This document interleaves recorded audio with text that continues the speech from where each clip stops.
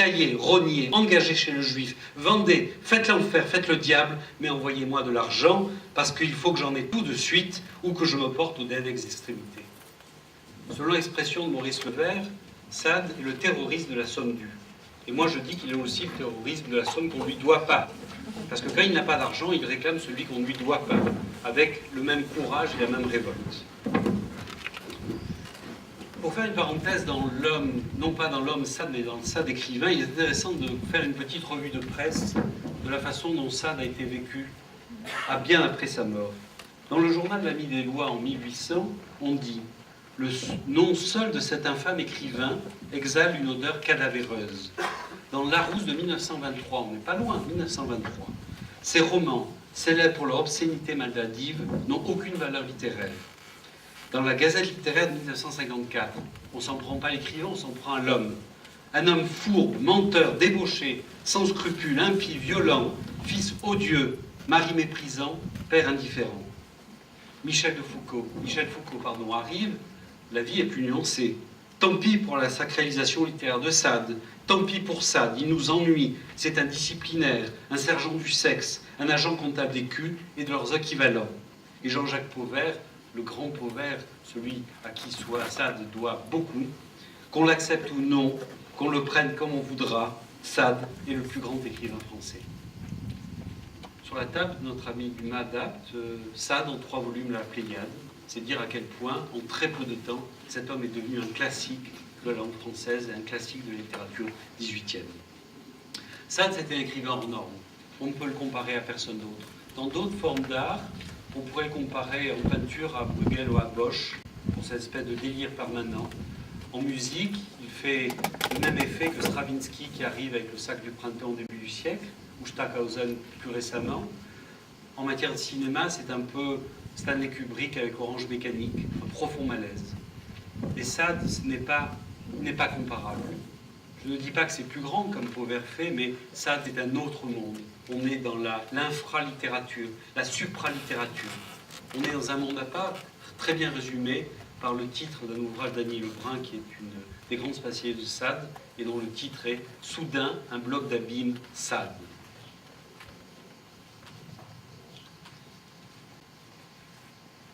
L'écriture en détention. On a parlé de la lettre de cachet, on a parlé comment Sade a dû produire cette écriture pour ne pas devenir fou. Et Maurice Levert va plus loin dans cette explication qui touche un peu à l'inconscient. Dès les premiers mois à Vincennes, le marquis de Sade subit les effets ordinaires de l'enfermement. Hypertrophie de l'imaginaire, sentiment de déréliction, manichéisme délirant. Sous l'effet réducteur de la détention, il cultive une vision du monde que connaissent bien ceux qui ont vécu l'expérience carcérale. Il apprend surtout à rejeter dans le champ du mal tout ce qui appartient de près ou de loin à la société libre ou qui simplement la rappelle. Sa violence verbale, nous la connaissons déjà, nous l'avons vu s'exercer sur ses geôliers. Ce ne sont pourtant que bagatelles au regard de ce que nous livrent ces lettres de prison. Véritable philippique, où la haine se hisse à l'éloquence et où l'exécration atteint la grandeur tragique. Il faudrait convoquer Louis-Ferdinand Céline pour trouver pareille énergie dans la verve imprécatoire. C'est ainsi toujours la même chose.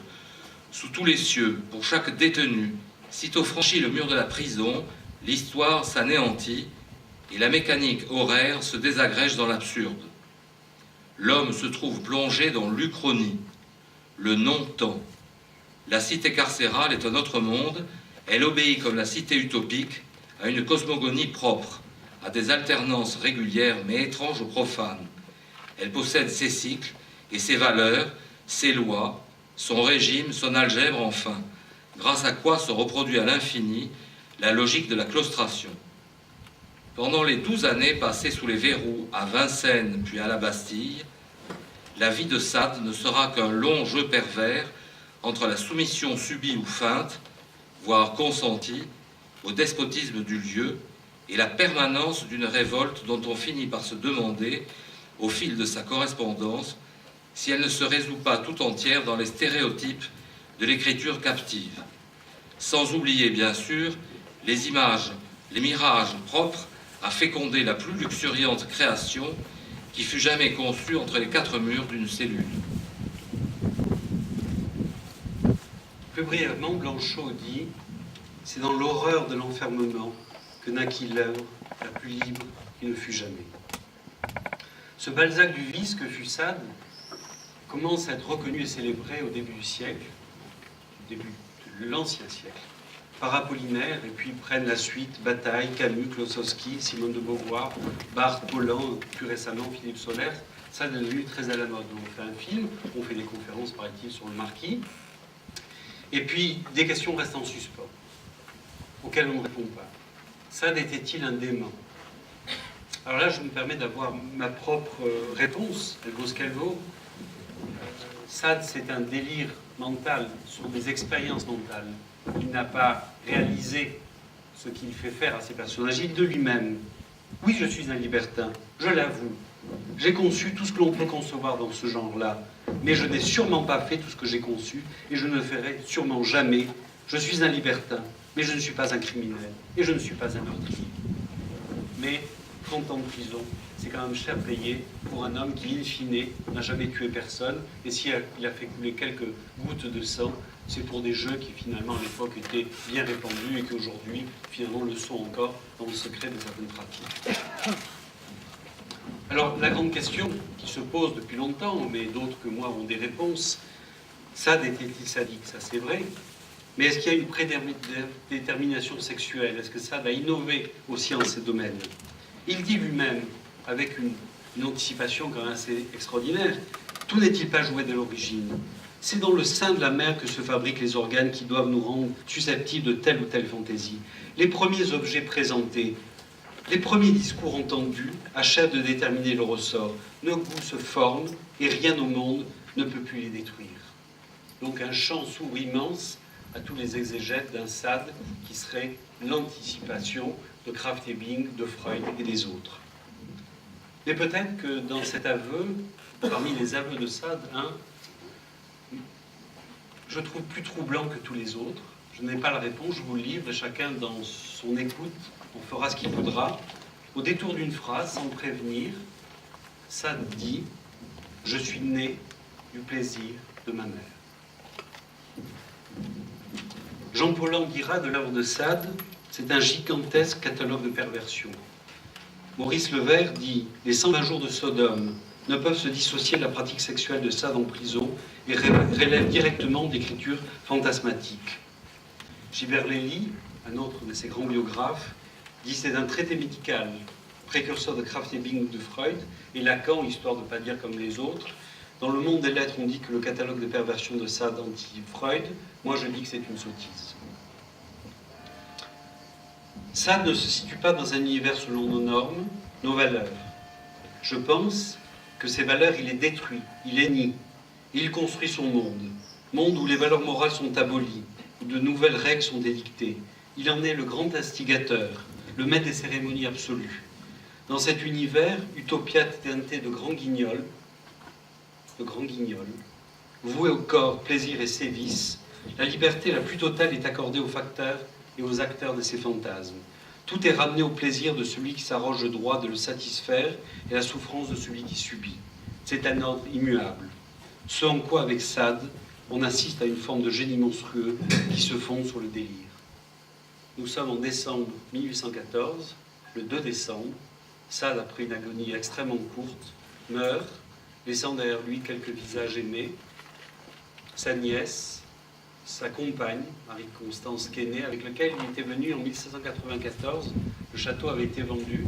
Il n'a pas eu le cœur de venir voir ce château dévasté par les menées révolutionnaires. Il se poste à Beaunieu, sur le promontoire en face, et il regarde ce château, sûrement en pleurant des larmes de sang, car Sade, pour la sincérité qu'on veut bien l'accorder, aimait profondément ce château, aimait les années passées ici, a aimé ici sa belle-sœur d'un amour que je crois avoir été authentique, sans violence, sans menace.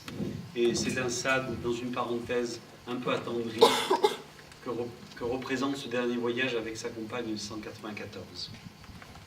Il meurt laissant derrière lui une jeune fille de 16 ans qu'il a initiée sexuellement, ce qui veut dire qu'il a gardé une force, une virilité extraordinaire. Moins que dans l'affaire de Marseille, où j'ai oublié de vous dire que, je me souviens plus du chiffre, où il notait ces actes sexuels de l'ordre de 12 par jour, mais on dit que dans l'affaire de Marseille, il n'était pas très en forme. Voilà. Sade, c'est le plus beau style, selon moi, du XVIIIe. C'est l'indignation, c'est la fureur, c'est la force de la pensée, c'est la beauté de la pensée et de la langue française. L'articulation de la phrase, le rythme contrasté, l'élégance de la narration et un magnifique naturel des dialogues.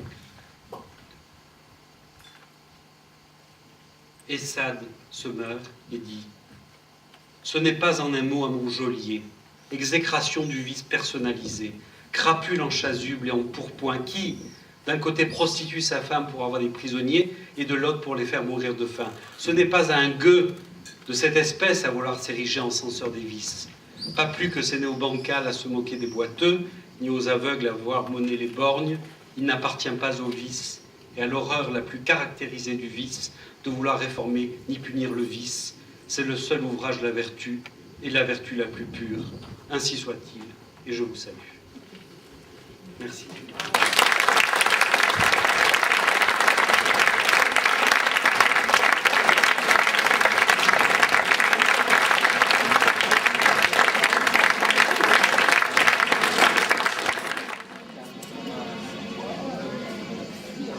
J'ai dit, vous vous appelez pas Roquette pour rien, il est parti comme ça. Il n'était pas là avec nous quand on était sur la terrasse.